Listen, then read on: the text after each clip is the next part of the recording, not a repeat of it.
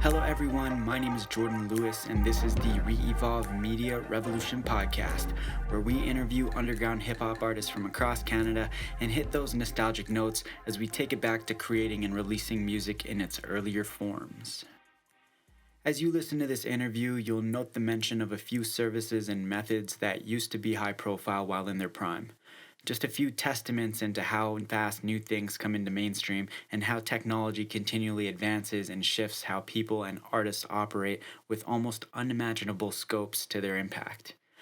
Knowing these truths can help serve as a motivator to not just get with and keep with the times, but to look for your next moves as you're executing your last. The ever-changing times present itself as a gift and a curse, but I'd bet that if you kept up with the momentum and found exactly where you need to be, success would follow easily.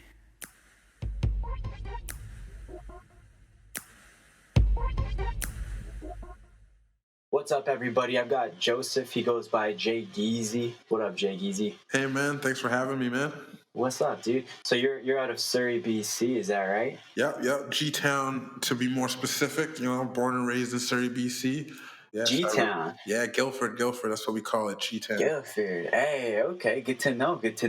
So let's dig right into your roots with hip hop. Where did you start getting kind of invested heavily into the game here? You mean in terms of making hip hop, or just in terms of like enjoying Honestly, it? even just in terms of enjoying it, man. Let's go back to the beginning when you first got introduced. Nice. Yeah. Well, it was. I lived in this complex in Guildford, which I'm actually really thankful for because I met a lot of cool people over the years, and I had this friend in the complex. His name was Lorenzo, and his mom. My mom. I wasn't allowed as a kid to listen to like music with like vulgar words in it or like For sure. suggestive themes and stuff. Like I'm Yeah, talking about like grade 4, grade 5. for Obviously, sure. kids, you're not usually allowed to listen to that stuff. Your parents usually aren't going to let that fly. Yeah. But Lorenzo, his mom was, I guess, what you'd call a quote unquote cool mom. Yeah, And for sure. she'd let us like watch like Fast and Furious and like all the like just whatever shows was on. Like she'd let us like she's a little bit more lenient like that. So Oh, hey, like she just didn't care. Like she turned a blind eye, or she hooked it up. kind of hooked it up, kind of like Okay, hey, yeah, like she kind of was the showed cool us, mom. introduced us to like certain things and stuff. So it Yo, was pretty cool. shout out to Lorenzo's mom back in the day for the hookups. Yo, shout out to Jennifer, Lorenzo's mom, for sure, wherever Hey. you are. All right. Yeah, so one day I was over at his house and I was looking through his mom's CD book, and then I seen this one CD and it had like a green leaf on it. It was a black CD with a green leaf, and I had recently bought a Discman to play my sister's CDs and stuff at school. So I looked at the CD, and there was just something about that CD in particular which had just kind of caught my eye, and I was like, "What's this? Can I borrow this CD and listen to it?" And she's like, "Yeah, sure, go ahead." And it turned out that was Dr. Dre's 2001 CD. Oh, damn. Yeah, so that was like the first ever hip hop CD I ever listened to, and I remember the song. Yeah. I remember like the songs with Eminem were the ones that like really Forgot About Dre was like the song on there that was just like, whoa, what is this like? Yeah, damn, dude. You already dated it with the Discman reference, and now this. That's crazy. I It's feel such a kind of vivid old. memory too, eh? Oh, I like it's one of those things where like I don't think I'll be able to ever forget that. It was such a pivotal moment in my life. Yeah, You for know? sure. Dude, I knew there was some sort of origin story to it because, man, you got a fuck ton of content. Excuse my language, but part of what I do is I research the artists, and man, I have my work cut out for me with you, dude. Yeah. Like, understatement. I didn't expect that at all. And so what I found is like, because it's obviously I listen to mostly underground hip hop music on the daily. I'm listening to new, different music all the time. And so, especially with this, it is kind of more or less a job. But I found myself, especially with the amount of music that you had, I found myself not overwhelmed, but just like able to kick back and enjoy it, man, because your shit's versatile too. Yeah, thank you very, very, very much. That's a pretty high compliment, and it's kind of what I aim for in terms of music. I like to showcase my diversity, because while it did start off with hip hop and just rapping, I like to, music. I like other music before hip hop and rap, and I like other music afterwards. So I feel like all the music I just take in and listen to, kind of just kind of put it in a blender, and it kind of helps influence my For style. sure. Yeah. For real, man. That's dope. That's dope. What main influence before hip hop would you say was taking hold there? Oh, most definitely, it was pop and R&B, Oh, for sure, for like sure. mainstream stuff, because Yeah, those were the sounds of the times back then, it around was, it 2000. was Yeah, like Destiny's Child, Britney Spears, NSYNC, for like Spice sure. Girls, like stuff like that. Usher, like that was the stuff that I was like heavy into, because because like I said, I wasn't allowed to listen to certain type of music, and I would always hang out with these two cousins of mine, and one was older, one was younger, but they were both girls. So they were both.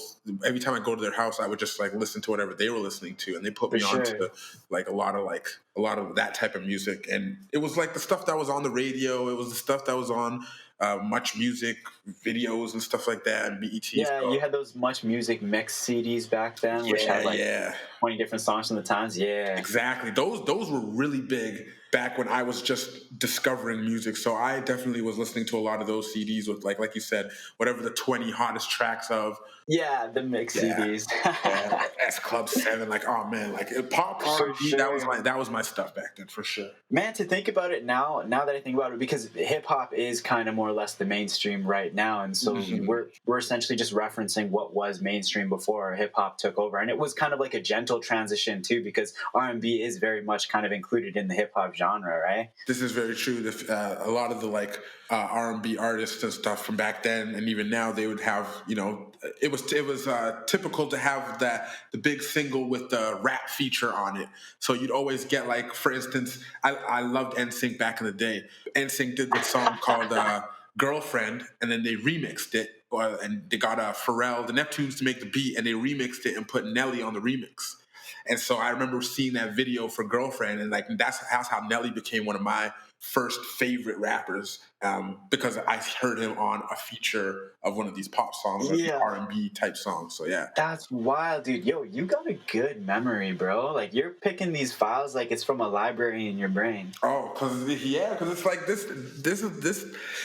I didn't realize it, I guess, then, but I guess the reason why it stuck with me is because that's like kind of those experiences and listening to music and stuff has helped like kind of shape my sound and shape how I Again, more take music in and how I view music, and just for sure, more like pivotal moments in your life, kind pivotal of. moments. Yes, and exactly, those are very pivotal moments for sure, for sure. That's wild, dude. Okay, so we got your discovery into hip hop kind of around 2001 ish, 2003 ish, Mhm. around then, eh? Yeah, yeah, yeah. So when shortly after that did you start investing into the talent yourself and start like rapping? Or Okay. Well, that didn't come till a little bit later on, in high school, maybe grade.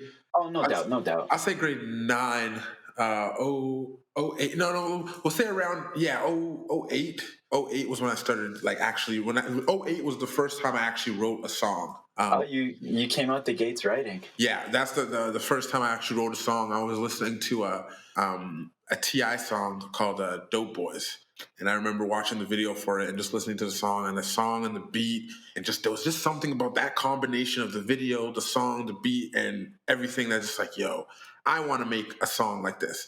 Yeah, And that was that moment there was when I actually decided to do it. But the funny that's thing is, hilarious. It was like instant inspiration. instant inspiration. But the thing That's is, hilarious. it had been something that had been bubbling in me since those days back to listening to like NSYNC and Backstreet Boys and all that stuff. Because Yeah, back yeah. then, I would pretend that I was like, when I was a kid, I pretend that I was one of the members of the group, or I was like the feature on the track, and like I would just be singing along the words and stuff.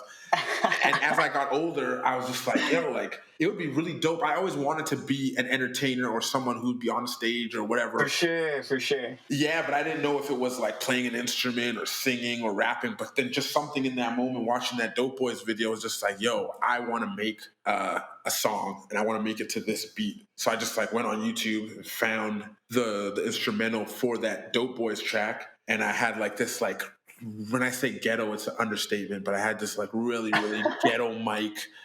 Even the whole computer setup is like something straight out of the like early 2000s. Like it looks crazy.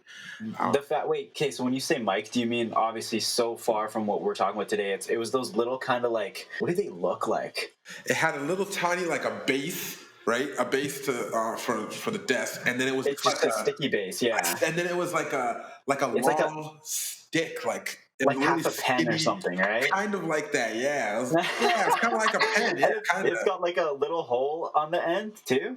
It's like a single hole that is the receiving The part. receiver, yeah. Dude, yeah. I think we had the same fucking mic. That's hilarious. Yeah, it was, and it plugged in with the headphone jack, obviously. Yeah. Yeah, into the Back in the tower. days of like webcams and stuff. Yes.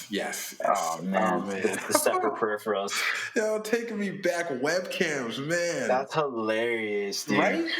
To think that was a thing. Honestly, man, we're even dating ourselves with this conversation because who knows in 5 years what's gonna happen. Actually, you can't really say in 5 years right now because we might not even see next year. But let's keep that on the low. Right?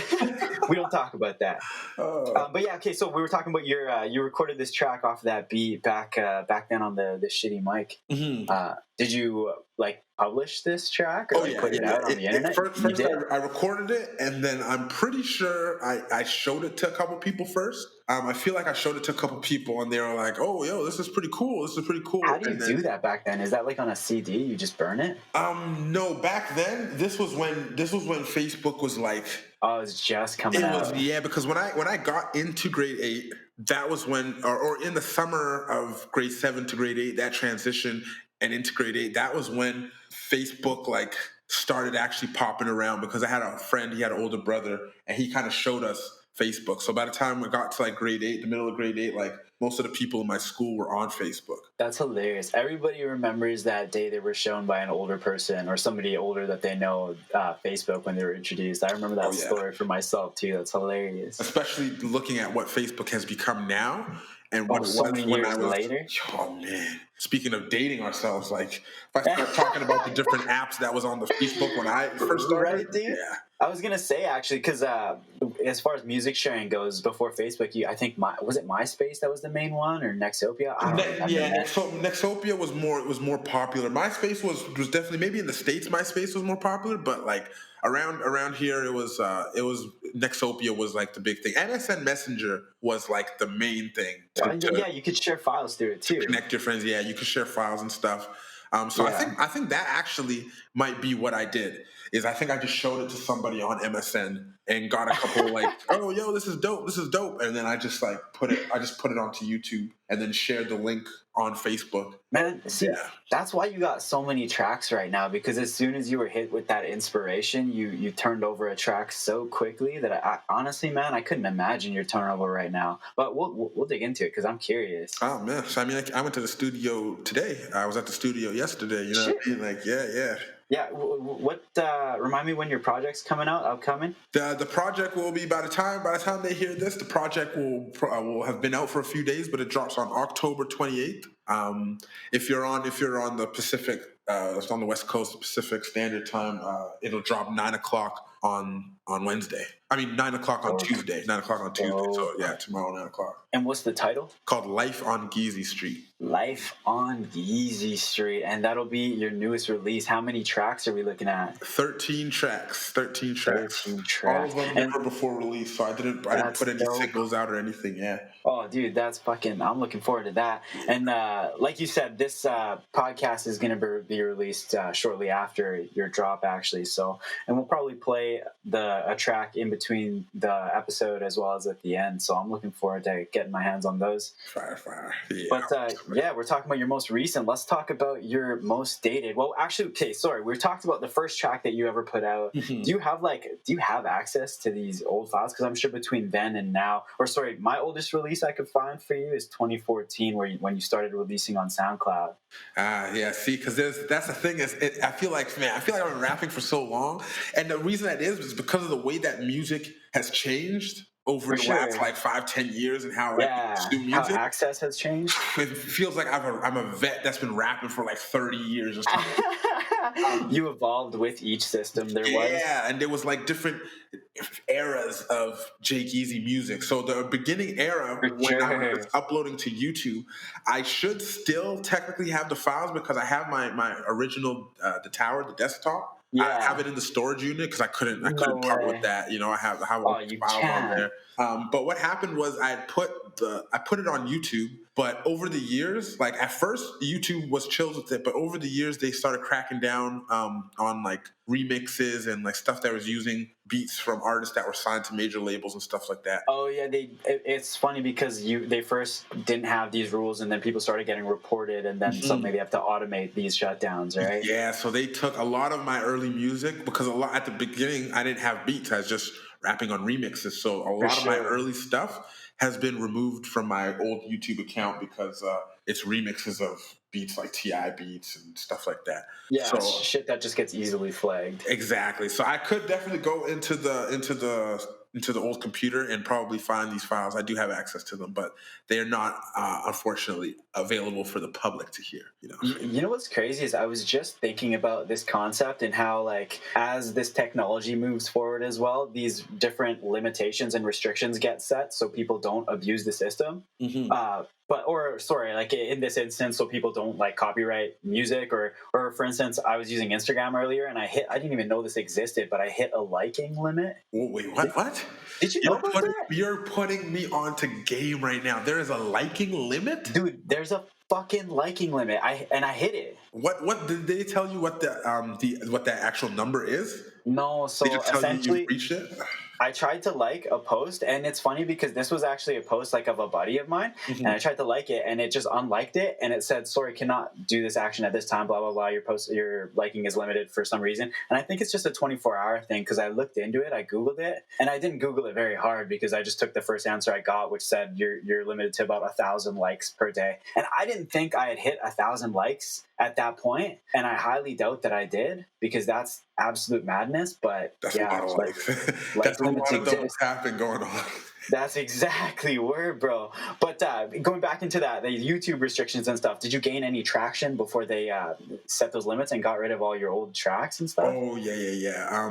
That's what it's about. Yeah, back in the day in the YouTube, when I would put my music up onto YouTube in the beginning when I first started rapping, YouTube and Facebook were so much different back then that it was like my music was able to be heard like by a lot of people. So I'd post it up onto YouTube, and then I'd post a link on Facebook, and then everyone would just like all my friends would just share it and repost it and share it and share it. And next thing you know, I'd have like a few thousand views on my YouTube because it would go Damn. directly from Facebook. They wouldn't block or try to discourage people from going to another site on Yeah. Facebook because this is the early days. Now they try to like if you post a link, it doesn't reach as many of your audience because they kind of For sure. restrict It it. like has to be embedded or something. Yeah, or you have to pay for an advertising Word. space and stuff, But back then it was just like I post it, then this person shares, and because it was high school, that was like at the peak of my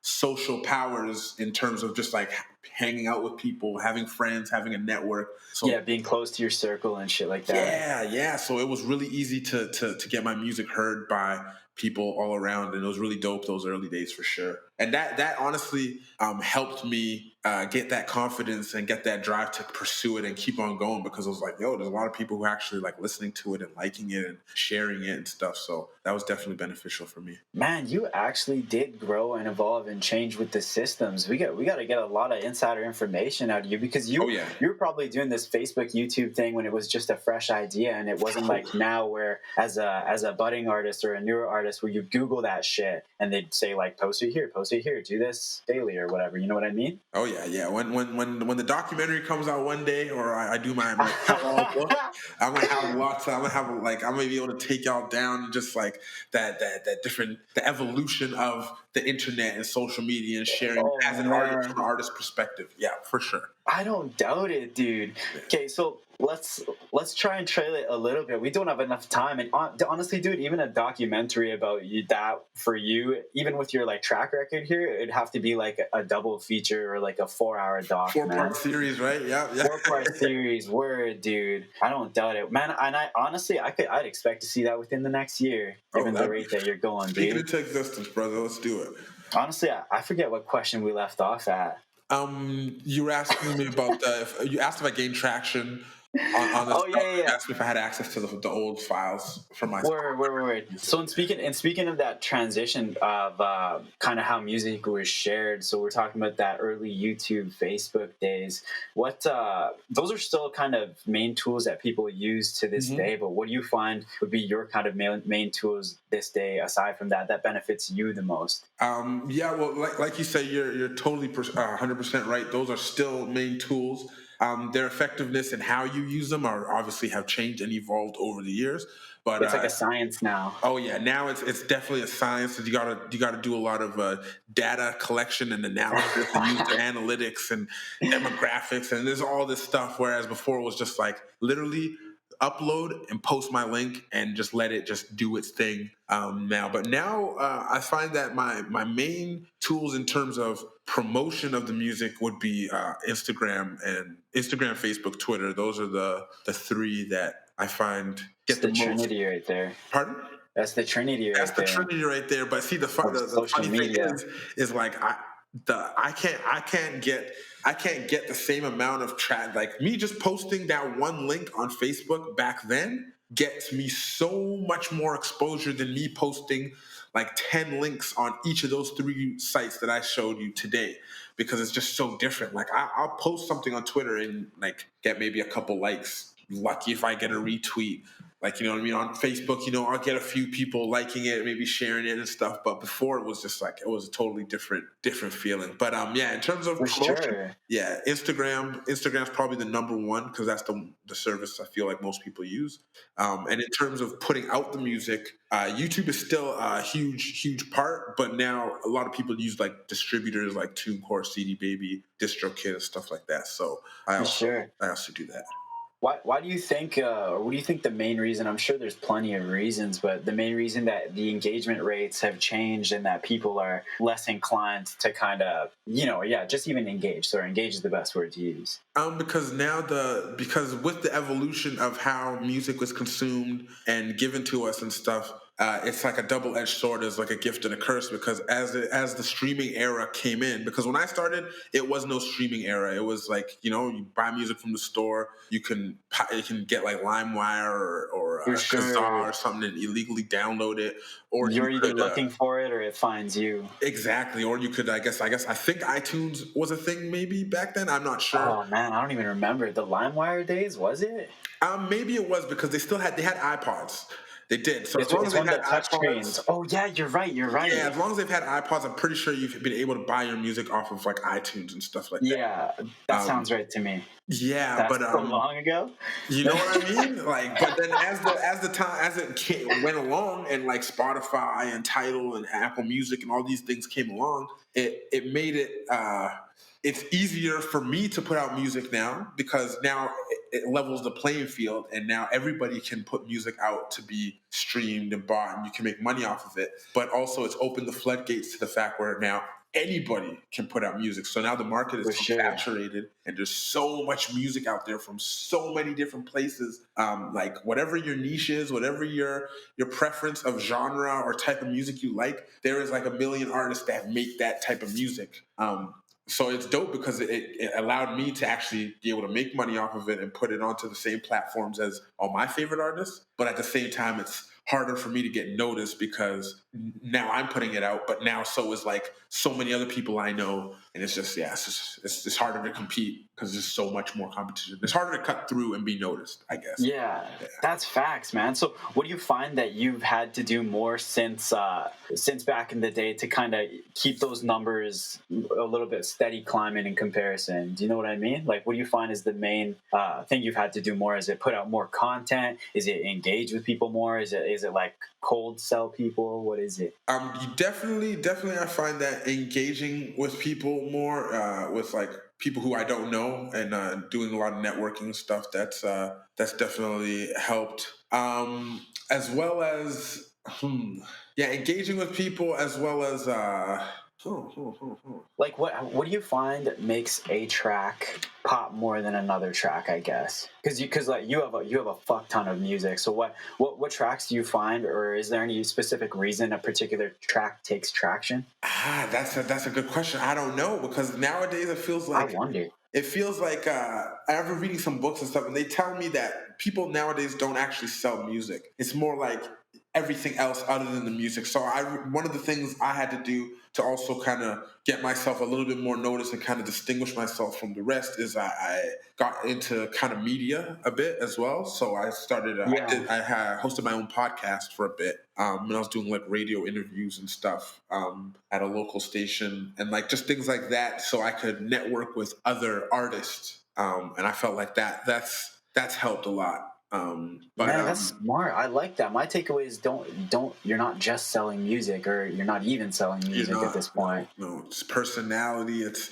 that's why social media is so important, because you gotta showcase your personality and kind of let people see you, because there's got to be another reason, like, because there's so much music. Why should one person click my music? I got to give them another reason to kind of engage with my content. So for sure, visually and aesthetics and all that stuff is all very, very, very important nowadays. Man, we'll take a quick break, and I want to jump right back into this conversation because I got some curiosities to dig in through. But we'll check out one of your tracks right now. Awesome.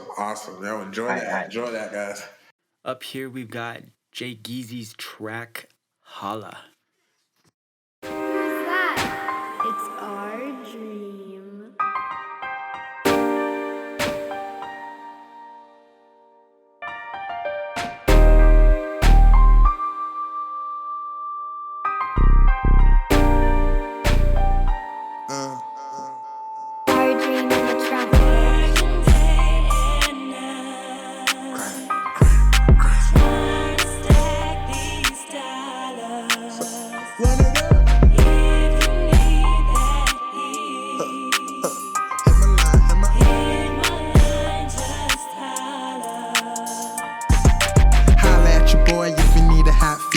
Run the rap game like a pair of new sneakers. Hall of Fame rafters, ops on the bleachers. If they act tough, might put them on a t-shirt. G-Town rapper, any hood stepper. Use soda, make it pop hot, call me Dr. Pepper. Stripes and checks, earned Adidas in the hood. By collecting them Nike, so let's get it understood. You cannot match my skill, I dare ya. You a beast, I'll turn you to a mink, I'll wear ya. I'll be hunting MCs, sucker shook, I'll scare ya. International flow, might go to Nigeria. But first I hit Ghana, Black Star, Gold Coast. Then I brags and I boast, cause your boy got the most. And I'm rude like Nala, if you ever disrespect, holla. If you need that, heat 'em up now and got next, come on.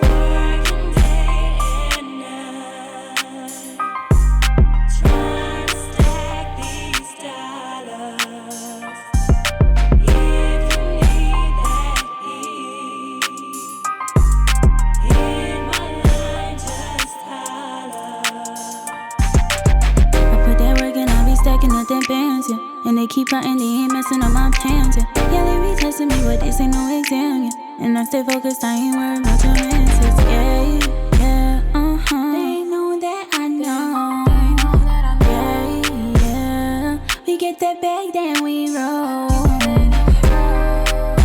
But it's show, I'm a real ass nigga, so my heart is stay cold. Try to test my gangster, but I ain't never fold. I'm just sticking to the mission, you niggas need to listen. Working day and night, I just be staying 10 toes down. If you need me, go find out where that money go round.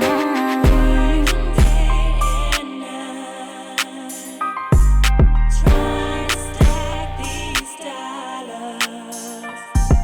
If you need that heat, hit my line, just holler. Our dream on the track, bitch.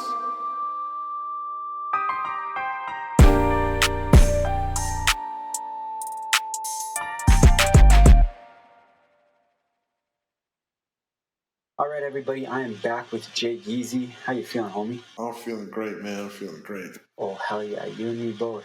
So before we took our break, listening to one of your tracks, we were talking about how we're not just selling music anymore. I feel like Yeah. I feel like that is how important as an artist do you think that is to acknowledge? That you're not just selling music, or actually not even selling music at all. Yeah, to take it that far to even say you're not even selling music at all. How important do you think that is to keep on the forefront of what you're doing? I think it's super important. I feel like if you don't keep sight of that fact, you could just get lost in the sauce, because it's easy. It's easy to be one of those people who's like, as an artist, you just want to create. You just want to, make your music. You don't really care about all that other stuff. You kind of just want to make your music. But if you want to be a successful artist and actually like go far and make it to certain levels and you aspire, you definitely have to accept that the music is the least.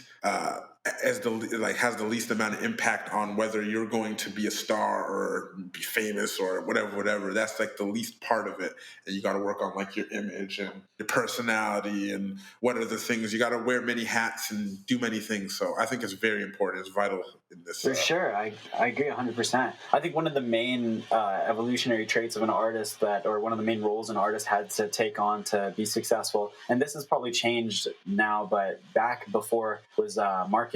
You had to be your main marketer, because how else? Well, like you said, the social media kind of did help do it organically, but as we transitioned out of that, you had to become better at marketing your own product. Yeah, most definitely. Marketing, most artists are. You also have to be an artist plus a marketer plus a promoter. You kind of have to. Like I said, you got to wear many hats. How do you feel about TikTok, the app, first and foremost? Because I find it's a tool that artists use to market, but there's a lot of hate love out there for it. So I'm just curious your feelings toward it. First of all, if you do use TikTok, go search my music and use it in some of your videos, because my music is available on TikTok. So for that reason alone, I accept and fucks with TikTok. And we condone. Okay, I see. We condone TikTok in the sense of I condone other people using it, because it's. I've seen a lot of funny TikTok videos. It is entertaining, and like I said, people's music is on there. So if you want to go make a TikTok video using my music, I'm all for it. In terms of using it myself, I'm pretty sure I have an account, but I don't have the app on my phone, and I've never actually used it. That's one of the things where I feel kind of like an old head. And I just see people using TikTok, and I'm just like, no, couldn't be me. I don't, and I don't hate on it. I'm not like, if you do it, I'm not like, oh wow, you use TikTok. I'm like, cool, I'll watch your TikTok videos maybe if it's on Instagram.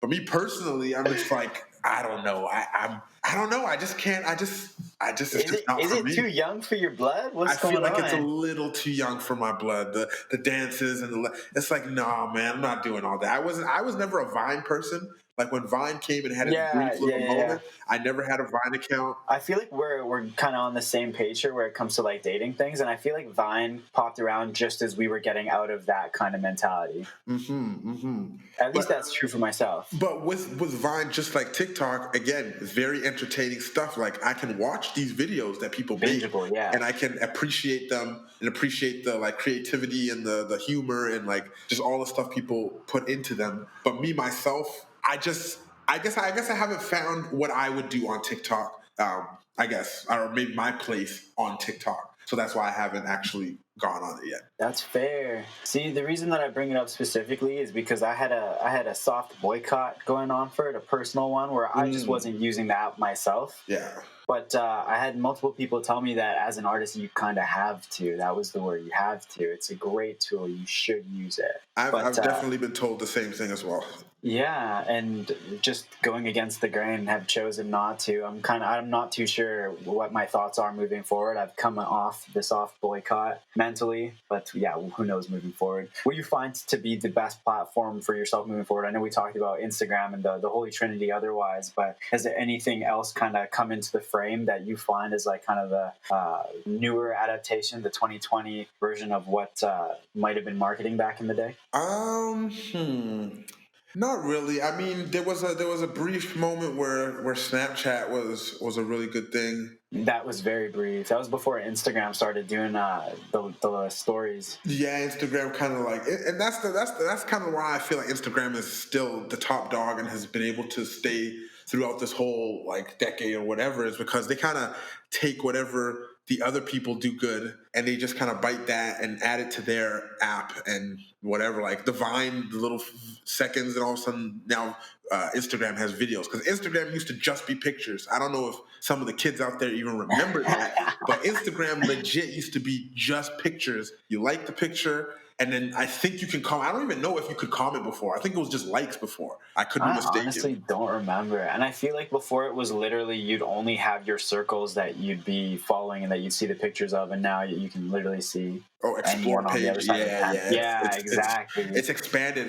Instagram has definitely evolved and expanded and grown with the times, and like just kind of kept adding stuff to it. So like, yeah, they added the stories, they added, so I feel like Instagram's kind of remained the top thing. And I personally haven't really found anything that's kind of giving me the same kind of exposure or platform to promote my music. For real, and I feel you on that because I do agree. But let's jump into some of your actual projects now. Some of the stuff that I could get my hands and eyes on and ears on. So back in 2014, you released a 12-track mixtape, or what I see as a 12-track mixtape. The G is back. Oh, was that one of your? Was that one of your? I know you said you released some content on YouTube and stuff before, but was this one of your like first kind of main releases? I don't know how else to put it. The G is back is definitely one of my that one's on what, Audio Mac? Oh yeah, I don't think the full thing is on SoundCloud. Actually, I think there's one track on SoundCloud, and then it's on DatPiff.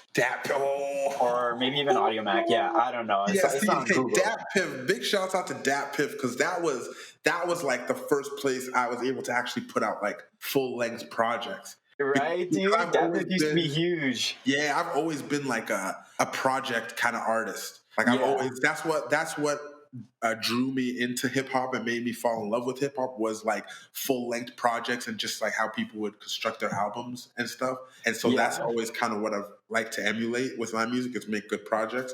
So the G is back. Oh my goodness, the G is back. That definitely is one of my first like main projects, because I had again, I was saying earlier, the different eras of the J-Geezy musical career experience. And there was one stage where after the YouTube vids, I started getting beats from my homeboy who made beats. And he was like the first guy to like give me actual original beats. And he was going to school at PAVI, Pacific Audio Visual Institute. Apparently they're closed down now. But shit. That was like the first studio, the PAVI studio, that I would actually go to and record songs. And we recorded like an actual joint mixtape together. Funny enough, you can actually find the mixtape still on iTunes and stuff. It was called West Coast Chronicles. Damn. Yeah, so I was doing that. I was doing that stuff with my homie over there. And then after that kind of phase, I kind of like took a little after that, like, yeah, recording all that stuff, I kind of like entered into a new phase where I was just like kind of making more music, like not on my own, but just not doing music as much with him. And so the G is back is kind of like, yeah, like this is just me back on my own, doing my thing, my project, my beats, my ideas kind of thing. Gotcha. The G is pushing back. The core of your artistry. Yeah. So that was one of my first main projects for sure. See, I was thinking, I knew there was some content before it, not only just because the name, obviously, the G is back, but you come in strong with this one, and you come in very well versed and practiced. Usually when I find someone's like oldest projects or like first releases, obviously I didn't find your oldest projects, didn't find your first releases, but there's some element of like amateurness to it, or you know what I mean, that underdog vibe. But you're coming out real, like you got some quality right out the gates here. You got old school beats. The G is back. A quick thing, didn't mean to cut you off there, but the G is back. Yeah, dude. The reason it kind of sounds like that, it's crazy you said that, because you just literally just reminded me why it actually sounds like that, because it was a new era, but it was a new era in a new studio. So I had just actually, that was like the first, like I had just met this engineer. His name is Preem. A big shout out to Preem. He runs Nova Studios in North Van. It's actually a pretty popular studio that a lot of the, like, I guess you quote unquote bigger artists or people who are a little bit more serious with their work, they kind of go there, which is kind of crazy because I was doing that way back then before Back in anyone the even day. knew. Yeah, you know. Yeah. So that was like my first time locking in with him as the engineer and getting that quality of sound and mixing and mastering and stuff. So that's why the G's Back sounds the way it does, because it was Got you. yeah. The refining process was there. Yeah. But also, you were well versed as an artist. Like your flow and cadence, your bars are all on point as well for your writing. You had that on lock. I probably put out a couple projects too before then, like on DatPiff and stuff. Because a lot of the projects on DatPiff, I've made them hidden. Yeah. So there's like a lot of projects. You could probably go back and see all my projects if I just unhide them all. For sure. but I hid them because they were recorded off that same mic back in the crib. Oh no shit! That's hilarious. Yeah. I was actually thinking that some of this stuff was hidden because I could only find one track on SoundCloud from the G is Back, and then had to hit DatPiff for the other one. But no, kudos to the G is Back, man. You got that 12 tracks on there. Did you hide it off of SoundCloud? No. Did I hide it off of SoundCloud? SoundCloud, I think I just took it down off of SoundCloud. Gotcha. Because SoundCloud, once you reach a certain limit, then you have to pay for SoundCloud. And over the years, I've paid for SoundCloud to add like extra stuff onto there a couple times. But every time I find like a new platform to just put my stuff on or whatever, then I just go back to not paying for SoundCloud, and then I'll like take off all my old music so that I can put some newer music on there. So, for sure. That's hilarious, dude. I definitely had the ins and out with paying and not paying for SoundCloud as well. Because when you want to use it and upload like a project, it's nice to pay for it. But then when you fall out of that mode, I feel you there. Yeah. But from this project alone, man, I got a lot of it showed your versatility out of the gates there. Got like Big Sean vibes, Pharrell vibes. I don't know if you fuck with the Jadena, but I got those too. Classic man, of course. Classic man, exactly. You're a versatile dude, man. That's literally what I was getting out of this project. Just my first impression of you. You got lots of smooth and vibey tracks in this one. And what was this project for you in terms of theming? Because it seems like as the title states, the G is back, and you're just kind of stating your case, and you do talk a lot about obviously your motives and kind of your goals in this one. So, but you definitely do that throughout a lot of your music. So yeah. Okay, I'm just looking at the track list here for the G is Back. Yeah. Ooh. Yeah, for sure. Ooh, okay, so I was. Oh man, yeah. I'm looking at some of these tracks. I might have to go listen to this afterwards. Yeah, dude, it was a dope fucking listen, man. I listened to the whole thing, and dude, like I said, it didn't feel like work. I was vibing out, and yeah. That's vibes, so dope. Bro. I'm glad you like you. Props to you as an interviewer for doing your research and going back and checking out the older projects and stuff. Oh, for sure, man. Props to you for making it worthwhile. Yeah, the G is Back actually is like it represents an evolution in my journey, like, because there's all these different, if I just think about the timeline, my timeline as an artist, there's different points, there's pivotal moments where I took that like next step. That next in the evolution, and the G is Back is definitely that, because when I'm looking at the G is Back and the different tracks on here and like the features that I have on here, it's basically all the people that I was working with at the time and grinding with and doing all my underground stuff, and then finally meeting that engineer who could take my sound and the quality of it to that next level, and just kind of using all that stuff that I had learned in the previous projects and just applying that. Man, that's wild. So it probably represented not only that literal shift into having the more professional sound being able to be done by your new studio and engineer, but also kind of like a change in your life. It's funny because it was that change in your life where you're like, all right, now I'm going to be doing this project by myself. There's layers to it, intentional and not. Yeah, that's wild. Yeah, that's 2014, and that's kind of as far as I could find in that regard. And then for some reason, there's like a 3-year gap before the next track. It's 2017 for the next project I have there. Is there a reason that I couldn't find anything but like 2015, 2016, or is that just... Yes, there is, because those were the years when, because 2014 music was still being digested, and music was still the way music was before. Like, people were still buying CDs.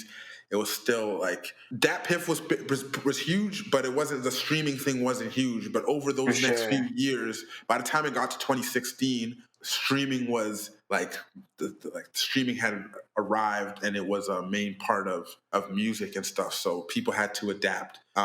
So the reason why you wouldn't, and also another reason why too, is because then what I started to do after the G's back is I started making, which is kind of funny because I just when I started to like sell my own music and make my own CDs and get my own CDs pressed and get like those hard copies out. Yo, just as I got on the hard copy wave, that's what it was. It's 2015, 2016, 2017. That's the hard copy wave for me. But little did I know, as I'm getting into the hard copy wave, the world is moving away from it. That's hilarious. Yeah. So, and it's funny because I'm just thinking about it just right now. Looking back, I'm like, interesting. Like, just as I was getting into the CDs, the world was getting off of them, and I didn't realize it at the time. I didn't like see, or I seen what was happening, but it didn't hit me because now obviously it's easy to look at it and be like, well, streaming is the dominant force. Everyone streams. It's just like, but back then it's like, dude, it's hard to really foresee the future and be like, oh, this is the new wave. Yeah. You know what's crazy is that even dates this conversation as well, because that was an era where people were getting out of CDs, and like nowadays people have the same vibe for CDs as they do with like records. Is they're nostalgic, and people will buy hard copies because it brings them those feels of 2014 and before. Yeah, and it's also like ain't that a trip? It's an exclusive thing too now. It's like, you know what I mean? Like, that's true. Like, just like when you get vinyl, like you're saying, like just like they treat records like vinyl, it's the same with CDs now. It's like if I get a CD, it's like a special collector's edition. It's limited, It's limited, you know. That's the truth. I never thought about it that way. Have you done any, or are you considering doing any moving forward? Vinyls or CDs? Either or, just hard copies to push out. Hard copies. I have done hard copies in the past of CDs, and whether I do hard copies of CDs again, we'll see. But vinyl is definitely something I would like to do. I actually was going to do vinyl, a limited 100 copy of vinyl for the Life on Geezy Street. But I think I'm going to wait till maybe the next project or the project after that and get like some special edition vinyls and just like make it come with like something extra. Like if you get the vinyl, you'll get the vinyl plus some merch plus like I want to have like a complete pack, you know? Ooh, so when you buy some exclusive shit that you're just like, you're going to want it and you're going to cherish it, you know? Yeah. This reminds me of when like Call of Duty would have like whatever, you buy the premium pack. You remember those days? I'm sure they still do it now, but you just buy the limited edition copy and you get, I don't even know what it was. Oh, I did it the other day with the new 2K. They got the NBA 2K21. There's just a regular one, and then they have the Mamba Forever edition, where they got like Kobe Bryant on the cover, and then if you get that one, it costs more, and you get like a bunch of extra stuff online with it or whatever. So yeah, it's just like something like that. That's wild, man. Yeah, well, I had to get it because Kobe's my favorite player, so I was just like, hell yeah, you know, I gotta get that version. And then plus, it's probably the last time something like that's gonna be done, right? Exactly. Yeah. Oh man, that's dope. So we get out of that CD, going into the streaming age. We hit 2017, and then you start dropping projects like a motherfucker, just left and right. You drop the and this is the appropriately named, since we're saying 2017. You dropped mad tracks, but the HOY Hustler of the Year. Yes. Yeah, hustler obviously in the sense of getting to the grind, and then hustler in the colloquial sense, of course. 12-track project here. What was this project to you? The reason that I'm more leading you into the conversation is because I did listen to a lot of your music, but I couldn't get as deep as I wanted to, because even as I go through my list here, dude, holy fuck! I usually get a page and a half of notes on people. I got 5 pages on you. That's what I'm talking about. Bro, that is, and we're at the 20-minute mark. I'm gonna keep going here because we've barely touched your music, but like that, this just speaks volumes. And I just want to say to anybody listening right now, you gotta check out this guy's music. If you want to get lost in a new artist, this is the guy to get into. J-Geezy. There's just so much content. He's so versatile. Like I said, feelings are like I got those Big Sean vibes, Pharrell vibes, Jadena vibes. I got Childish Gambino vibes at one point. Nice. Yeah, respect, bro. Respect. Dude, no, respect to you, bro. Like, I know it just sounds like I'm pumping your tires, but like, I don't get stoked like on artists like this. But you're clearly a grinder. You clearly know what you're doing. You've got your roots set in, and you're entertaining as fuck too. And you're great to chat with. Like I said before, in doing my research, it didn't feel like work, and even now, it just feels like I'm just like shooting shit and chatting up. You know? Just kicking, and having a convo, right? Oh, I appreciate that. Yeah, man. Word, bro. The Hoy was like that The was Hoy. the beginning of this. That was the beginning of like when people ask me, how long were you rapping for? Usually the answer I'll give them is, oh, I started making music in '08, but I started taking it seriously in like 2016, In 2017. 20, yeah, for that release. Yes. Well, 2016 technically, because the funny thing is the Hoy came out on hard copy in 2016. Oh, no shit. Yeah. Oh, sick, dude. Yeah, and I still have. Funny thing is, I still have some of those hard copies. No way. Still How many in did the you get wrap. made? I had 100 made. I think I'm not sure how many I have left, but I had 100 made, and I still have like a bunch in this box in storage, and I had them like shrink wrapped and stuff. So Dude, it's like that's looks so like dope. official. Yeah, yo, it's dope. And that's essentially just signifying you coming out the gates and just like sprinting for it, eh? Yeah, that's the first project where it was up on the streaming services. So technically, my first album for sale is the first time I ever sold a copy of my album digitally or physically. Oh no, not physically, because I had pressed some CDs of some other previous projects, but like as far as like iTunes, Yeah. but getting an album sale on iTunes or just getting streamed and stuff, the Hoy was that benchmark right there. There's the push, yeah. That's dope, man. So, any kind of tracks off this album that you are particularly proud of that you stick to this day, or is it kind of just like all of it is still got meaning to you? The Hoy, like a lot of it still has meaning to me, but there's definitely a few standout tracks on there that I really, really, really enjoy. There's a song called "Lord Forgive Me." The homie. Oh, how am I blanking on his name right now? Two Tone. Yeah, I don't know what he goes by now, but he went by Two Tone Sound. Yeah. He's a homie. We went to the same high school and stuff, and he lived in my neighborhood, and he made a few of the beats off there. Lord Forgive Me, Humble, Stay Humble, James Bond. Those are, I think there's maybe one more track he made, but like those tracks that he made off of that project, they were really, Lord Forgive Me especially was a standout track for me. Yeah. I shot a little video for that one. Oh, dude, I didn't even get into your video content because you got so much streamable content. Yeah, right. Yeah. Well, the videos from the Hoy are still they're still up on my YouTube and stuff, so you can always go check that out. Big Puffa on YouTube. That Lord Forgive Me was definitely a heavy track on there. I'm trying to think of another one.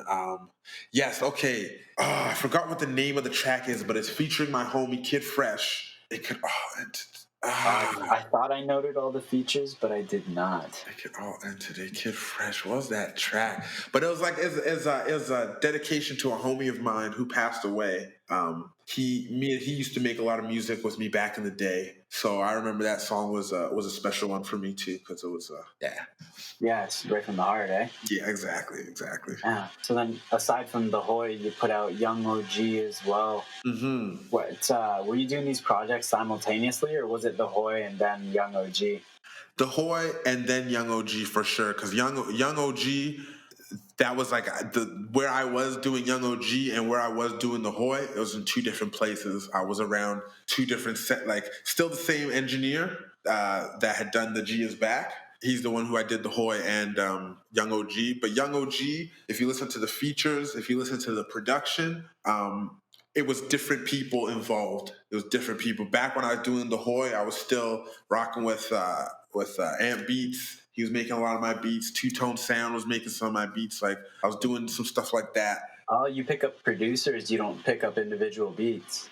See, that's the thing. Me, because like I said, I'm an album artist. Or at least I like to think of myself. I'm an album consumer when it comes to just as a fan. But as an artist, I like to create projects and bodies of work. And I always found that the music that I listened to that I enjoyed the most were when artists locked in with one producer or just a few certain producers. And I always appreciated the artists like a Jay-Z would get a bunch of beats from different people, but his main beats on his project would be like Swizz and Timbo and Kanye and Just Blaze, and then maybe he might have a beat here, you know what I mean? So I tried to do that too. It's just like, hey, I want to have a cohesive body of work. I want it to all kind of sound like it all belongs together. So I try to lock in with 1, 2, 3 producers for each project. Yeah. And just like create and cater to that vibe in the whole project. That's dope, man. I love that mentality. That's another thing for artists to pick up on, is like that should be on the forefront of your mind, because a lot of people aren't into creating projects these days, and it is fed to us to put out singles a little bit more often, you know, in terms of, and especially in the rate at which people want us to create at this point as well, where content is key. But we both know that's not a problem for you. But anyways, so Young OG was a 9-track. What was like you said you were dealing with the same engineer and stuff. Was there kind of like a pivotal life moment also that occurred between the Hoy and Young OG in terms of your musical progression? Yes. What was that? After in terms of like my financial situation and kind of what I was going through, I was kind of feeling myself after, like at the time when I was doing Young OG, I was feeling myself. I felt like I was doing at that time, at that particular moment in time, I was doing the best I had ever been doing finance wise. Got you. Yeah. So you were mentally more happy, more confident, and you had some money to put into your work. Yeah, I was starting to buy like gold chains and bracelets and money. Okay, you know what I mean? You're fitting the personality. Yeah. So I was feeling myself a bit. I was feeling like, you know, like I really was the Hoy. I really like hustled really hard those last couple of years, and now I was able to, because one of the big things for me is over the years was music is expensive to make in terms of. You know what I mean? Like an artist, like we don't get paid that much to make music, but it costs a lot because you got to pay for beats, you got to pay for an engineer, you got to pay for album art, you got to pay for all these different things, but you don't really make much out of it. So it was always hard for me I'd always save up and then go to the studio, get a few tracks, save up. And that's why I was always bouncing around to different studios and stuff. But once I hit that certain time where I was like I had this steady income and I had this money coming in, I was able to go to the studio a lot more and get a lot different, like get a lot of beats online and like, you know what I mean? I was able to just use my money in music a little bit more. So I was just feeling myself because I had a little bit more money to throw around. And that's how Young OG came. I dig that. I love hearing that side of it because obviously there is some hints to it in the lyrics. Actually, it's pretty blatant now that I know. But even in the track title, man. But honestly, when I first started listening to Young OG, I picked up like kind of a smoother and that you had more like kind of seductive love tracks involved. But then I clicked on the track Honeys, expecting it to be about chicks, and we all know what Honeys is actually about. It's about the hundreds. It's about them $100 bills, the boardings, baby. Yeah. And so that speaks to literally what you were just saying in that transition between the Hoy and now is like we got Honeys now. Yeah, we got exactly. Yeah, and so fuck, man, we're 30 minutes in. I usually cut it off at 20, but we definitely don't have enough time to cover all your material. I'm gonna bring you back in one day, and we'll definitely gotta do a part 2 session. Yeah. But let's. I'm just gonna do a quick run through of, and if you want to stop me at any point and say something particular about any of these things, holy fuck, like I said, dude, 5 pages. Dude, no, there's no point in me naming off your track titles. You got, let me just count here. You got Young OG, The Puff Bomb Volume 1, G-Town Lover, Low Key Beginnings, Low Key Mary Jane. Oh man, okay, yeah. But I'm gonna stop myself there. Yeah. Shout out to my boy Bomber Beats for doing the Puff Bomb Volume 1. That's another local homie who also went to school with me. So we did that. So that's shout out to him. What were some of the other ones you named? You know what? Maybe we should talk about your latest drop, actually. Let's do it. Yo, on September 23rd, you dropped African Girl featuring Boa Beats. Yes. Dude, yes. To me, my vibe, it's a great track, and it sounds like kind of like a love letter to your heritage, something like that. Yeah, I wanted to do something to kind of show my appreciation and my love for the African queens out there, you know, you know what I mean? Kind of like you said, like a love letter to my heritage, my roots. Lately, what I've been kind of getting into is I'm doing it. I'm tapping more into my culture, into my heritage, into my roots. Both my parents were born in Ghana. I was born here in Canada, born and raised in G-Town, but I grew up in a Ghanaian household, you know, where like my mom spoke Tree, we ate Ghanaian food, listened to Ghanaian music. So I've always been immersed in the culture of Ghana. But now I feel like it's now time for me to incorporate that in my music and really connect with the people over there so they can also, you know, relate to my music and stuff. So that's kind of where that African Girl came from. And Boa Beats, the one who made the beat, his parents are both from Ghana. So me and him have like a similar story in that sense. Man. Yeah, so down to the beats and even the elements in the track, we got some roots relating to Ghana. That's so sick, man. Oh yeah. And coming up in the future, you're gonna get a lot more of those vibes. Like I'm still gonna be doing my rap thing, still gonna be doing my R&B, still keeping it versatile, but I'm gonna more and more find ways to incorporate different rhythms and sounds and themes and stuff from the motherland into my music. Yeah, that's so dope, man. And I love this recent track a lot because it is with the times in that I find a lot of artists are creating with love internally. You know what I mean? Like the men are writing for the women, the women are writing for the men. We're all writing for the culture. It's all kind of like moving internally, and we're all kind of like respecting ourselves. It's coming out real cool with all the shit that's going on in the world. Indeed, it's almost like everything is like timing. I'm a huge believer in everything happens for a reason, and you know, timing is everything. So it's no mistake that now I'm having these feelings to kind of put this type of stuff out there, and now like you said, you look at all the stuff that's going on in the world. It's just like the perfect time. It just lined up because in all reality, you probably planned this song kind of a long time ago, but it now just so happens that it lines up with the chaos. Exactly. That's so cool. And anyways, dude, one of the reasons I also have to cut this short, I appreciate you going into overtime with me though for this amount of time, man, and giving me all your time. But my laptop's about to die. Okay. We got to do the sign off here and now. But like I said, man, I'm looking forward to getting you back in eventually. But is there anything that you want to say at the end here to anybody that might be listening? I just want to say thank you to you for having me on here on your platform. I really appreciate that. It's really dope of you. This was a dope conversation, dope interview.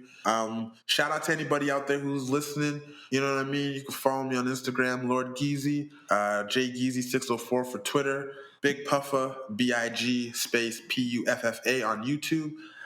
Like brother said, man, I'm one of the most prolific local and international artists out there. I got lots of content, whether it be video, music, all that stuff. So, you know what I mean? Tap in, check in with me. And I'm always trying to improve my style. Like, I'm never satisfied. Like, even if I make something that everyone I'm never satisfied. I'm always trying to give you guys more. So just, you know, stay tuned. You're not gonna be disappointed, and you'll always be entertained. I'm gonna keep them coming, you know. Hey, and that's a word. And check out Life on Geezy Street. Drops October 28th on all streaming platforms. You can also buy the tracks at my website, bsgc.ca. This project with the 13 songs is my best to date, and I can say that like 100%. I'm excited for everyone to listen to this and stuff. Yeah. I'm definitely looking forward to it, man. You said it real well. Thank you so much for all your time, brother. I really appreciate it. Yeah, well, thank you very much. Thank you. Of course, homie. All right, you take care. You too, brother. Peace. Thank you for tuning in, everyone. That was J-Geezy. If you want to learn a little bit more about him, head on down to www.reevolvemedia.com/J-Geezy. That's J-Geezy. And hope you have a great day. We're going to listen and end this session with his track, Running Through My Head. Enjoy.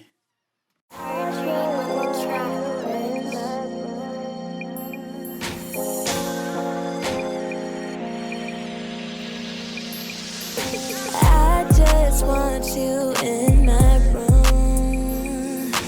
I just want you in my bed. I can't take this anymore, 'cause you've been running through my head. You've been running through my head like non-stop. Airbnb, so you let the pin drop. Navigating in the navigator.